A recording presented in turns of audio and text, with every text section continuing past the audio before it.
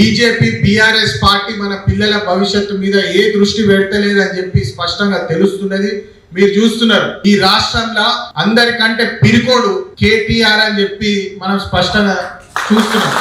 మొన్న ఏదో వీడియో చూస్తుండే నేను, ఏం చేస్తున్నారా ఇలా 30 కేసులు ఉంటే కానీ నువ్వు లీడర్ కావరా అని చెప్పి బడకాయిస్తున్నాడు. అంటే ఆయనేమో హీరోయిన్లతో తిరగాల, స్టైలిష్ గా అమెరికాలో పోవాలా, మాట్లాడాలి, ఇంగ్లీష్ లో మాట్లాడాలి, కానీ మన పిల్లలు మాత్రం కేసులలో ఇరుక్కొని జైళ్లలో కూర్చొని ఊసలేక పెట్టాలనా? ఇదా కేటీఆర్ ఆలోచన? తెలంగాణ పిల్లల భవిష్యత్తుతో ఆడుకుంటున్నాడు ఒక పప్పు శుద్ధ కేటీఆర్, కానీ అంతకు మించి ఏం లేదు ఇక్కడ దుకాణం అయినదని చెప్పి స్పష్టంగా తెలుస్తున్నది.